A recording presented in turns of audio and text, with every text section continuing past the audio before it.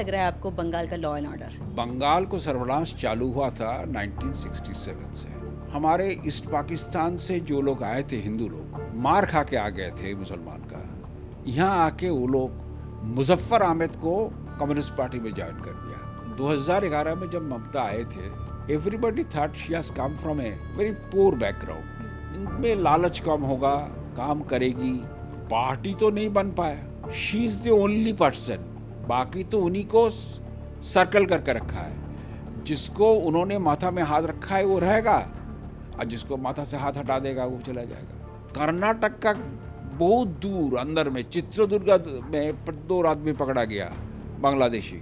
उनका आधार कार्ड यहाँ से बना हुआ है, वोटर कार्ड यहाँ से बना हुआ है। इसमें तो कोई खेला चल रहा है, नॉट ओनली पॉलिटिकल, हमारे ख्याल से पैसा का खेला भी चल रहा है।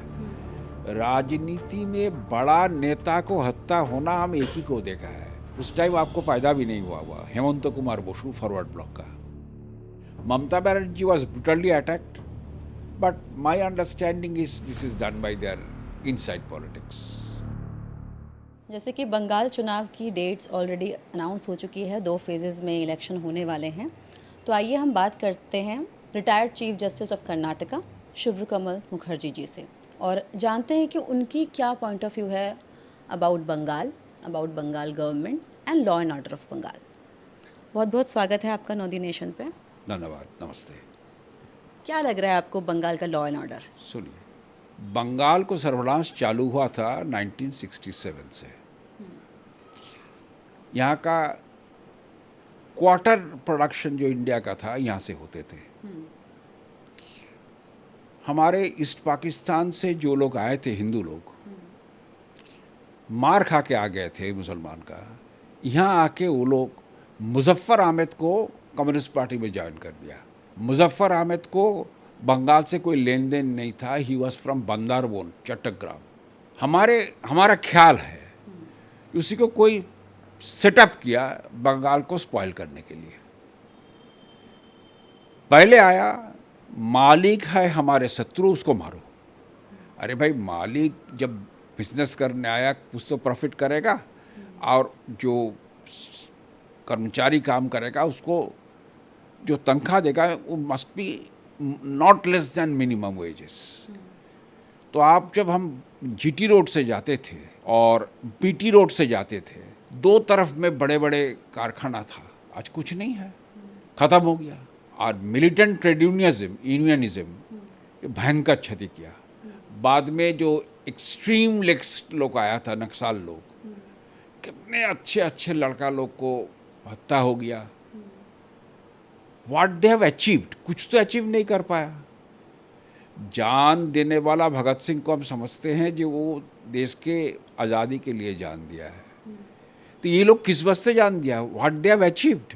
बंगाल को जो हाल हुआ है भाई, रोजगार नहीं है, किसी घर के अच्छा लड़का लड़की कोई बंगाल में है नहीं, चले जा रहा है बाहर। Not only out of India, Bengal के बाहर बेंगलुरु में जाओ, हर 10 आदमी में 2-3 बंगाली मिलेगा। हैदराबाद में जाओ वही है, गुड़गांव में जाओ वही है। तो दिस इज़ नॉट एक्सपेक्टेड। पर क्या मेजर रीज़न आपको लगा कि बेसिकली ये तो पहले से भी था, तो उम्मीद थी टीएमसी से, ममता जी से? देखो, 2011 में जब ममता आए थे, everybody thought she has come from a very poor background. इसमें लालच कम होगा, काम करेगी, तो भाई पार्टी तो नहीं बन पाया। She is the only person, बाकी तो उन्हीं को सर्कल करके रखा है। जिसको उन्होंने माथा में हाथ रखा है वो रहेगा, और जिसको माथा से हाथ हटा देगा वो चला जाएगा। तो ये कोई बात हुआ है? जो कुणाल घोष जिसने कितना गाली दिया था ममता बनर्जी को, बाद में उनको कोई दिव्य ज्ञान हुआ इसीलिए वो वापस आ गया है, और उसको भी वो वोट में खड़ा कर दिया बेलेघाटा कॉन्स्टिट्यूएंसी से। बेलेघाटा जेल खाटा हो गया। तब क्या होगा भगवान जानता है। यदि जनता चाहते हैं इनको आने के लिए तो आएंगे। क्या रीज़न लगता है आपको कि इंडस्ट्रीज़ बंगाल से धीरे धीरे जा रही हैं, ताले लग रहे हैं सारी फैक्ट्रीज़ में, एंटरप्रेन्योरशिप खत्म होती जा रही है? दोनों कारण है, एक है मिलिटेंट ट्रेड यूनियनिज्म और एक है पैसा मांगना। आप एक ठो ईंट डालोगे तो आ जाएगा। ये सीपीएम का टाइम में भी था, अभी भी इसमें भी है पैसा दो पैसा दो पैसा दो। मिडिल क्लास पीपल जब एक फ्लैट लेता है, एक प्रॉपर्टी बनाता है, अपना जो पूंजी है सब पूंजी लगा के करता है। तो अब ये पूंजी में किसी को 5 लाख रुपया देना बहुत भारी पड़ता है, बहुत चोट लगता है दिल में, और आपको ज़बरदस्ती सिंडिकेट से सामान खरीदने पड़ रहा है। सामान का ना क्वालिटी ठीक है ना दाम ठीक है, मुनासिब दाम तो नहीं होता है। तो भाई एंटी इनकम्बेंसी तो हर गवर्नमेंट के किस में होगा, ज़्यादा दिन रहेगा तो, क्योंकि आदमी को एक्सपेक्टेशन बहुत कुछ है। लेकिन सबसे बड़ा जो एक्सपेक्टेशन है ये है जनरेशन ऑफ एम्प्लॉयमेंट, जो यहाँ में हुआ नहीं उल्टा हुआ है। दूसरी बात जो है, यहाँ का एजुकेशन सिस्टम एकदम ख़त्म हो गया। इसका सुविधा हुआ प्राइवेट यूनिवर्सिटियों को, जो लोग आराम से अपना अपना यूनिवर्सिटी चला रहे थे। इस बार गवर्नमेंट इंस्टीट्यूशन में जब कोई एडमिशन लेने गया, उसको कब होगा क्या होगा करते करते जिस लोग के पास पैसा है वो लोग है बाहर चला गया, नहीं तो प्राइवेट इंस्टीट्यूशन में चला गया।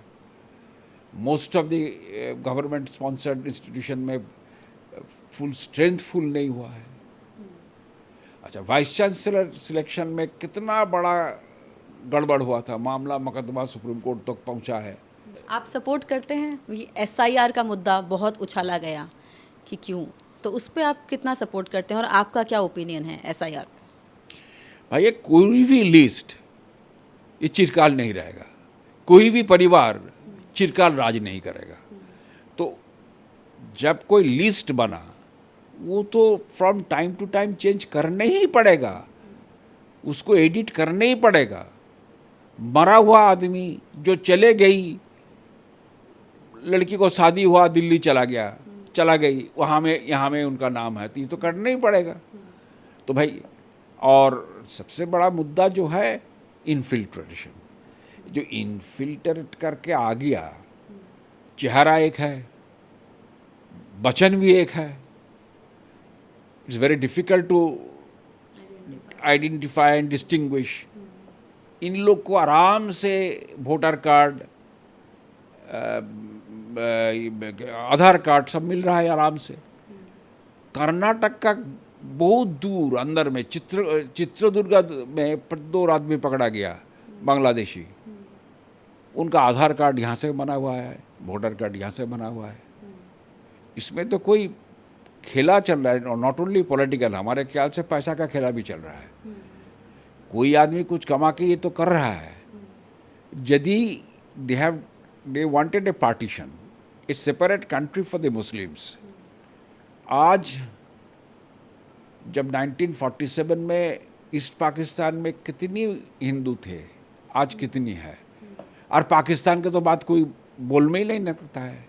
इस बार के चुनाव के मुद्दे पब्लिक के बीच में क्या रहेंगे? जैसे हमने RG कर रेप केस देखा, संदेश खाली देखा, विमेन एट्रॉसिटीज़ देखी, तो ये जो लॉ एंड ऑर्डर बंगाल का क्या कह रहा है?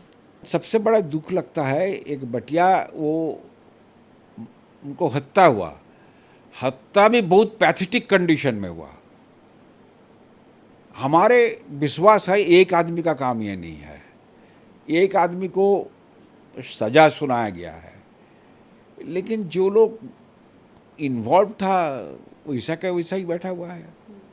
पंचायत इलेक्शन में 75 आदमी कम से कम उनको हत्या हुआ, कुछ नहीं हुआ। ना हमारा ह्यूमन राइट कमीशन कुछ किया, ना हमारा कोई कुछ किया, तो हम क्या बोलेंगे? ये जो राजनीति में बड़ा नेता को हत्या होना हम एक ही को देखा है, उस टाइम आपको पैदा भी नहीं हुआ हेमंत कुमार बसु फॉरवर्ड ब्लॉक का। इस छोड़ के हमारा याद नहीं है कि कोई बड़ा लीडर को पॉलिटिकल कारण में हत्या हुआ है। Mamata Banerjee was brutally attacked, but my understanding is this is done by their inside politics. आपको लगता है कि पब्लिक वोट करने जाएगी, या जो लोग नहीं जाते, क्या रीजंस होते हैं उसके कि लोग वोट करने में इंटरेस्टेड हैं? ये एक महा मुश्किल की बात है। हम हिंदू वोट का दिन छुट्टी मनाता है ना, लेकिन ये छुट्टी मनाने की बात नहीं, जिससे your democratic right and democratic duty to cast your vote. आप जिसको मन चाहे दो, लेकिन जाओ तो, अच्छा, दूसरा बात जो है, ऐसा है जो मेन जो कोई कंपाउंड है, आई मीन कोई कॉम्प्लेक्स है, उसमें ताला लगा दिया, कोई निकाल नहीं सकता है वोट देने के लिए। तो ये सब तो रोकना पड़ेगा। हम there must be a absolute publish list. यदि हमारा घर में कोई ताला लगा दिया, हम वोट देने नहीं जा पाए, तो हम कहाँ कंप्लेन करें? पुलिस को कंप्लेन करने से तो पुलिस हमारे बात काय सुनेगी? पुलिस को तो सुनना पड़। भाई ये लोग हवा मोरग है, देखता है कहाँ हवा चलती है, इधर ना उधर। पुलिस बायस्ड है? 100%। पुलिस नहीं जानता है कौन क्या करता है, पुलिस से सबसे बड़ा जानकारी है। लेकिन मुश्किल है, उसको ऑर्डर चाहिए पकड़ने के लिए।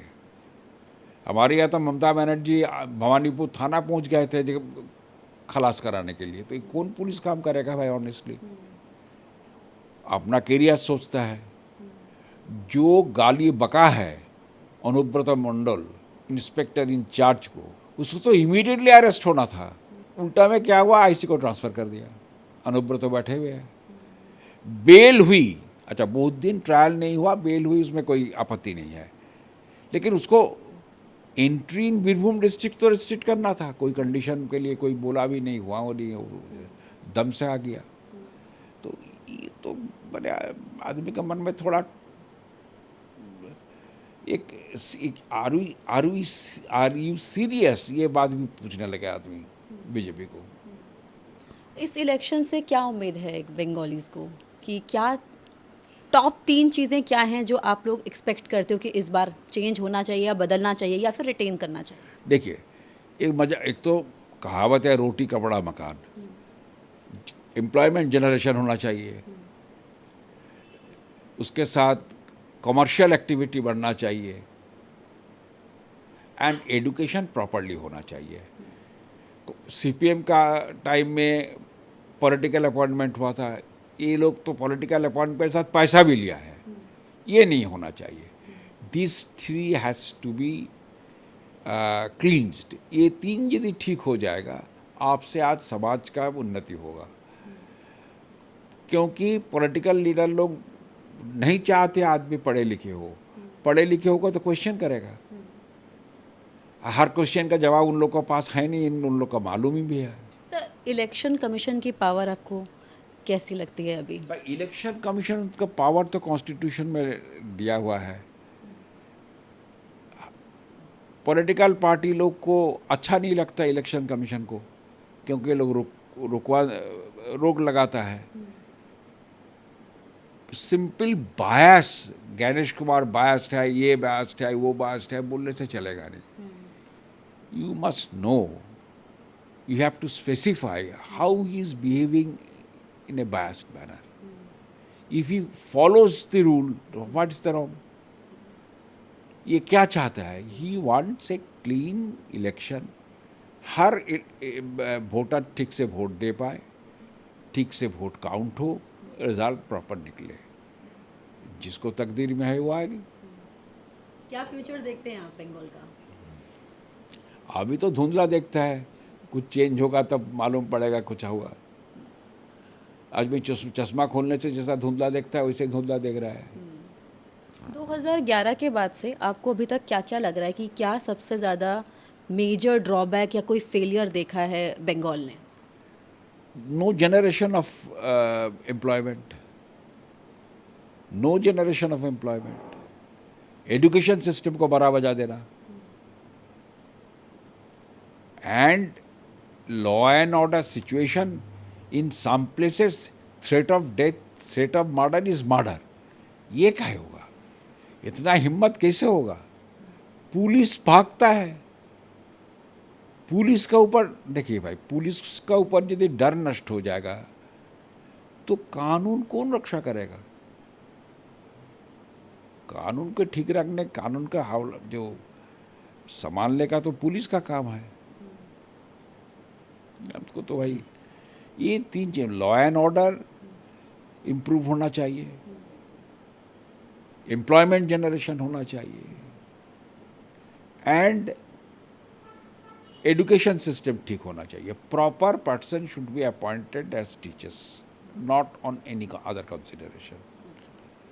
26,000 आदमी लड़का लड़की नौकरी के पैसा दे के जाने के बाद उन लोग सबको नौकरी चला गया. ये अभिशाप नहीं लगेगा क्या? शादी ब्याह कर लिए थे, परिवार बैठा लिया थे, अब क्या होगा उन लोग को बोलो? समझ में नहीं आ रहा है भाई. Thank you so much sir हमसे बात करने के लिए.